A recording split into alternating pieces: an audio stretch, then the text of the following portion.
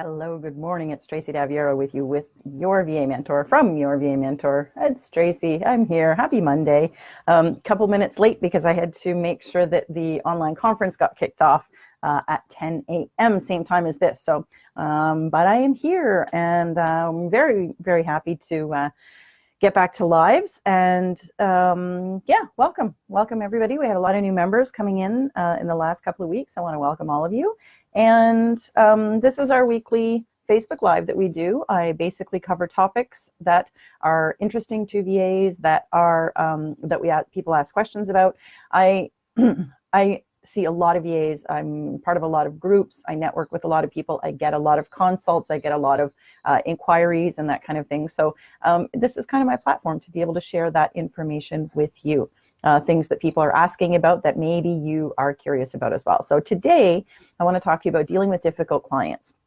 So you know the kind, right? The people who are not very kind to you, the people maybe who are always late with their payments or sending you late, their work late, maybe questioning your time or your billing or anything like that, maybe asking for discounts, maybe somebody who constantly phones you instead of going through whatever channels of communication that you have suggested that they use. And so the first question I need to ask is, if you have a difficult client, or if you have more than one difficult client, because I usually see this as a pattern, that if you have one difficult client, you probably have a few difficult clients. And so the question I would ask is, are you sure that the problem is the client? And so I just put it right back on you like that, because it is very important to assess what is the actual problem. I think a lot of times, and I see it with VAs, I'm sure it's, it happens with many other business owners and industries and that kind of thing as well. But obviously my expertise is in the virtual assistant industry. So I see so much with VAs who take things personally all the time. We are, we don't have that, I call it putting on your CEO hat and acting like a business owner and acting like your client's equal, right? I do this all the time. You guys will see it in all my videos. You are not below your client. This is your client and this is you. You are both business owners in your own right, and you are working together to look after, work in their business. You are not below your client in any way, shape, or form. And I think that that's really important. If the client treats you like that, then you need to sit back and identify, maybe analyze your situation and ask yourself, are you allowing them to do that? Because most of the time that's what's happening. Now, again, I generalize because I think that that's, it is, in my experience, that kind of is what happens with a lot of VAs. It's obviously not everybody. It has happened to me. And so, I joke about, the only things that I teach you are things that I've done. I've made all the mistakes, guys. I've made them all. And so this one I've done. I've had all those clients that I just mentioned to you, ones that are mean to you. Gosh, I hate those ones. Oh my gosh. But I've had people who are like that, yell at you, or, are demeaning to you, or send you 85 emails, that kind of thing. Insist that you get their work done when they've sent it to you late and they want you to turn it around within an hour. I've had those clients. I'm sure there's a million other kinds of clients out there, but I've had them. And I was the reason that they were treating me like that. And they, that's their personality. That's fine. It is what it is.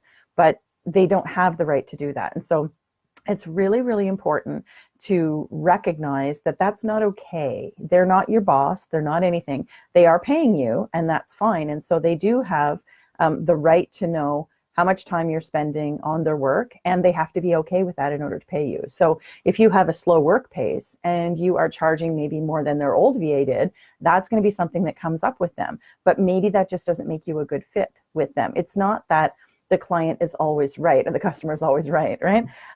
It's really important to identify, what are you doing to contribute to the situation? Because that's really where it has to start. Now, I'm going to tell you, there is absolutely no reason for any client to ever demean or, demoralize you in any way, shape, or form. If you make a mistake on something, the best you can do is you can apologize for the mistake and ask how they fix it. Oftentimes what I did in that situation is, if I made a mistake, I would apologize profusely. I'm so sorry. Take complete ownership of the mistake that I made. I'm so sorry. I'd like to help you fix this. how can we do it? And sometimes the clients were mad. It happens, guys. That's the way it is.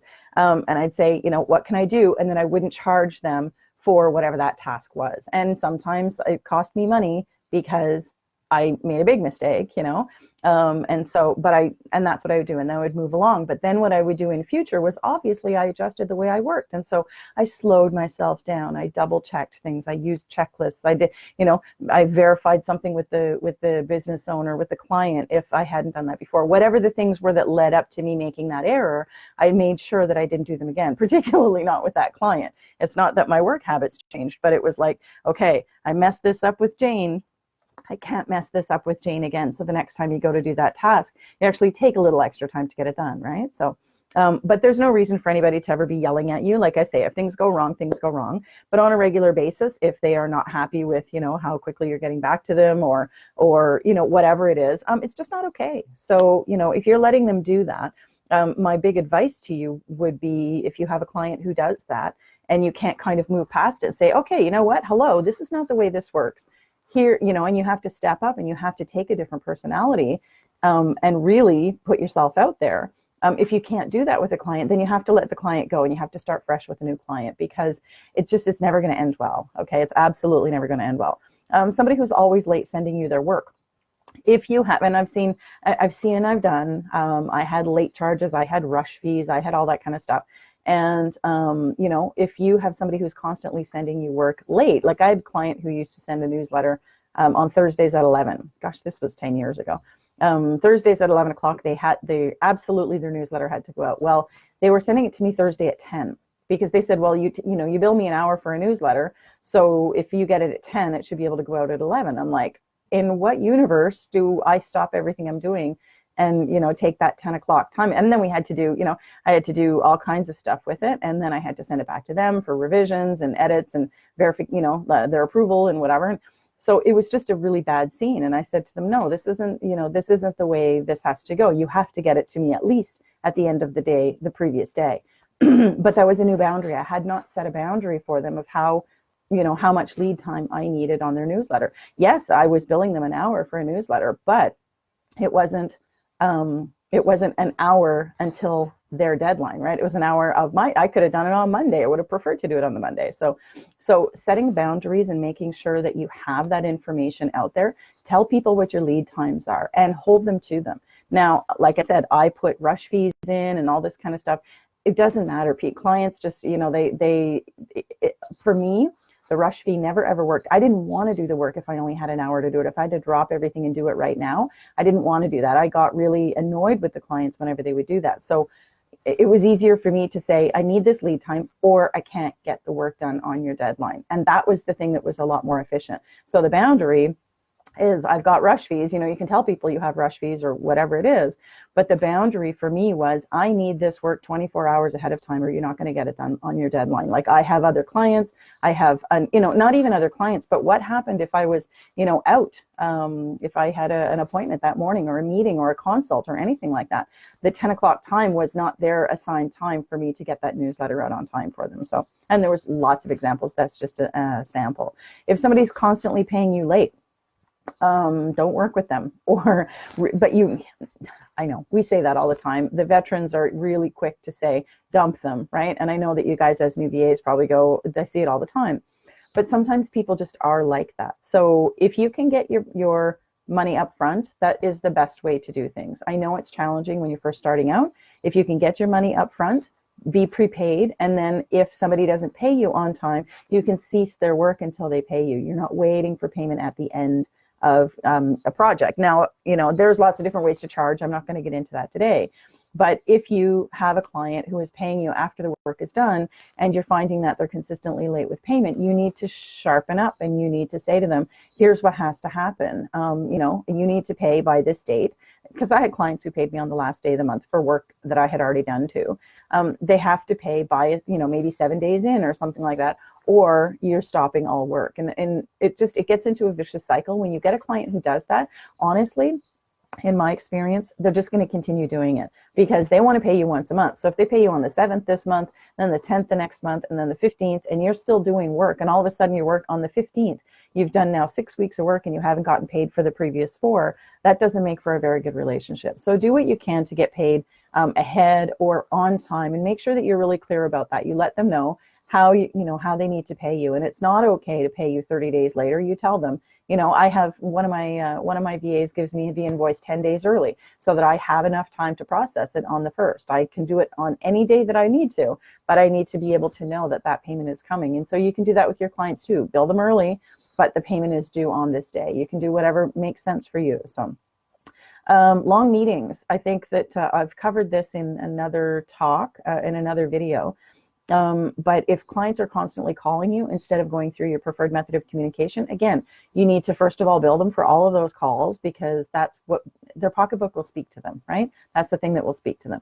So, you have to bill them for all the time that you spend communicating with them, because they need to see how much time they're taking. And then what you also need to do, and I think, again, sometimes it's the client, but sometimes it's you. So I think you have to set up a channel that is the new communication method. If you have a client who prefers the telephone, then you need to set up a weekly call with them, or set up a call twice a week, and have a very strict agenda to say, I don't want to be on the phone for an hour at a time with you. It's not necessary, but it's billable time. And so I would say, here's the agenda of what we're going to cover on the Monday calls and on the Thursday calls, or something like that. And that way everybody's clear that this is important time. It's your time and it's their time, and it's okay, but they can't just pick up the phone and call you every time you want. I have clients who did that all the time, picked up the phone, can I just talk to you? Can I just talk to you? No, you can't talk to me. So there's lots of different ways you can do it. Now, I would tell them, leave me a detailed voicemail. I will transcribe that into, an email. You don't have to actually email me.